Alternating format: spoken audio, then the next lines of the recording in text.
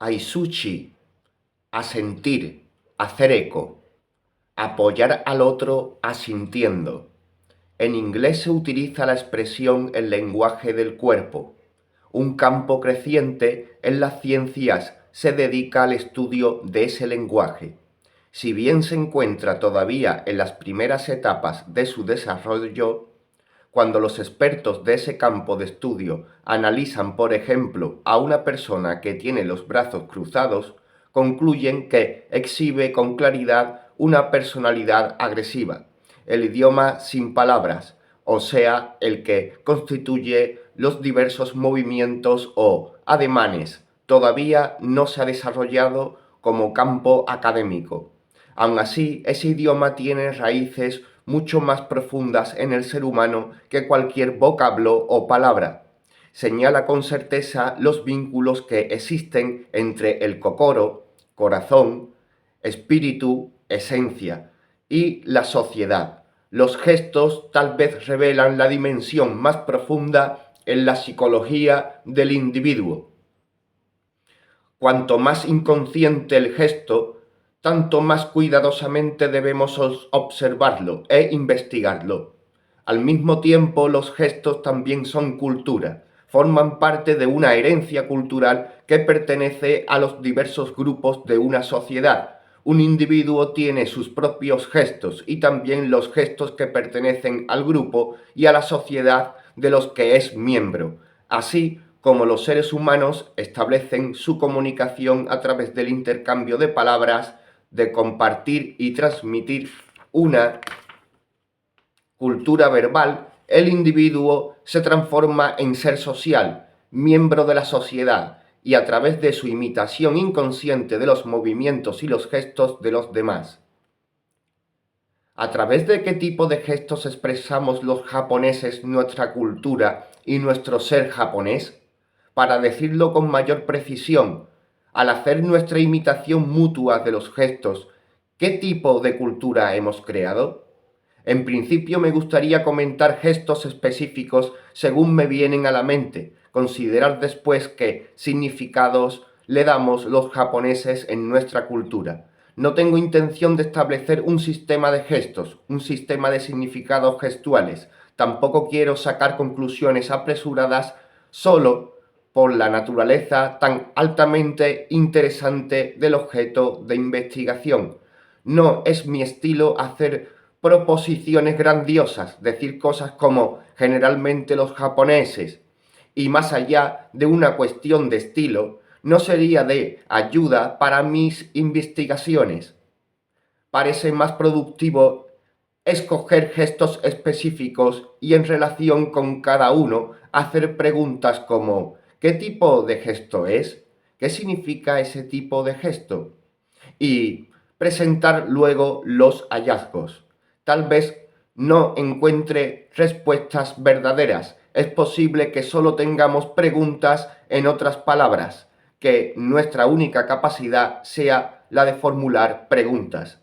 El primer gesto que viene a mi mente es aisuchi, el ademán con el que expresamos acuerdo o consentimiento a un interlocutor.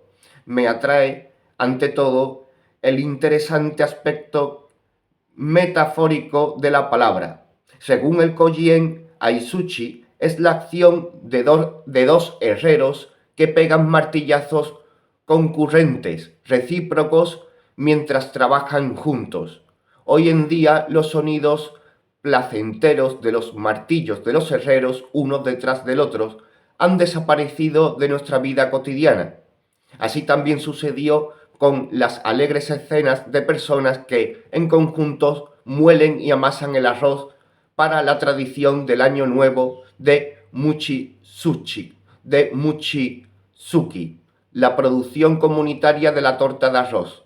Estas cosas se van desvaneciendo en la actualidad. Sin embargo, la palabra Muchitsuki todavía evoca la sensación placentera que asociamos con el trabajo conjunto de moler de a pares el arroz cocinado al vapor. Un miembro del par revuelve el arroz dulzón en el mortero y coordina los movimientos del otro, que lo muele rítmicamente.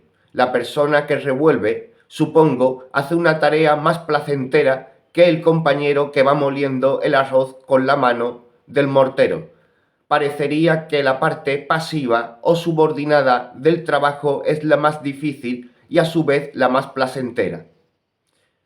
En su libro Apuntes de mis observaciones del Japón, Madame Gascard, una viajera suiza, critica la vaguedad con la que los japoneses responden a las preguntas. Es de hecho imposible conseguir de un japonés una respuesta por sí o no. Solo dicen «son, bueno, tal vez», y se rascan la cabeza. Yo, por lo menos, no puedo entender con claridad lo que dicen, con esa manera de persistir en la ambigüedad. Qué gente más complicada son los japoneses. La observación que hace no es ni original o única, pero justamente por eso indica una característica de los gestos o la cultura japonesa que resulta incomprensible a las personas de otros países. Por lo general, aunque no nos demos cuenta, cuando escuchamos a otros, los japoneses siempre ofrecemos consentimiento y acuerdo en respuestas. Algunos no lo demuestran con gestos, mientras que otros pueden expresarlo con gestos exagerados. Por tratarse de un comportamiento inconsciente, la persona que hace el gesto casi no lo registra. Los productores de programas de radio y de televisión tienen que entrenar a los aficionados que van a salir al aire para disminuir ese impulso inconsciente de mostrar consentimiento. Las expresiones gestuales y verbales que resultan de aquel impulso, por ejemplo, la repetición de las palabras so, hai, ambas significan sí, son realmente molestas para la imagen en televisión y para el efecto audible en la radio.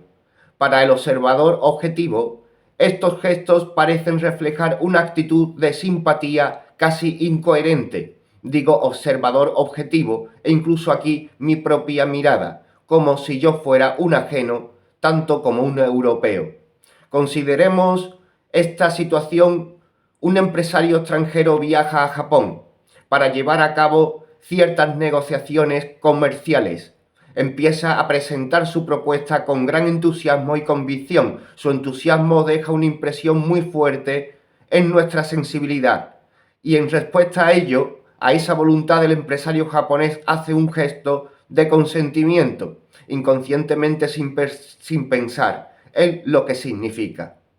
Es costumbre japonesa hacerlo. Sin embargo, ese gesto es interpretado por el occidental como una señal clara de que la respuesta a la propuesta que presentó de modo tan enérgico es sí. Presenta entonces el documento formal y espera que se lo firme allí mismo, finalizando así el acuerdo que él ya entiende como tácito. Pero el empresario japonés, al ver el documento que el otro pretende que firme, hace un gesto negativo con la cabeza e informa al visitante que en realidad no está de acuerdo para nada con la propuesta. Esta revelación toma por sorpresa al extranjero, quien entonces concluye que los japoneses no son sinceros, mienten y engañan descaradamente. La interpretación errónea que acabo de describir indica un serio problema. Los japoneses siempre diferenciamos el reino de la lógica y el de las emociones. Decir sí o no con referencia a algún tema concreto es algo que pertenece al reino de la lógica. Y hacer un gesto de consentimiento es una expresión social que parte de las emociones. Por involucrarnos en una dualidad, los japoneses no expresamos claramente la verdad en un momento dado. En Europa se utiliza la palabra tacto para referirse a la situación en la que se hace lo correcto, es decir, se tienen en cuenta los sentimientos de otra persona. Muchos países exhiben ese modo de pensar, aunque también hay excepciones en Europa. Por ejemplo, en los Estados Unidos y en Suiza se encuentra mucho menos este aspecto llamado tacto, mientras que en Viena y en París es tal su abundancia que el comportamiento de sus habitantes casi se podría comparar con la delicadeza japonesa en las relaciones personales. Estados Unidos y Suiza son países en los que conviven y se fusionan diversas razas y lenguas. En cambio, tanto en Viena como en París, una cultura homogénea es la base para un sentimiento comunitario. Es decir, allí las personas tienen una tácita comprensión mutua que les permite ser conscientes de los sentimientos del otro. En los Estados Unidos, los orígenes étnicos diversos impiden el acuerdo a la armonía de opiniones sin recurrir al orden de la lógica, una situación cada vez más frecuente e inevitable en el mundo moderno, que alberga pueblos tan complejos y variados. La modalidad norteamericana del sí o no se impondrá entonces, inevitablemente, a la modalidad europea. Sin embargo, aun cuando dentro de varias décadas o varios siglos se haya logrado establecer la nueva base para una comunidad formada por todos los pueblos del mundo, el tacto sutil no habrá perdido todo valor. De hecho, nuestro gesto de Aisuchi, ofrecer consentimiento, posiblemente sea visto como una nueva forma de alegre trabajo conjunto.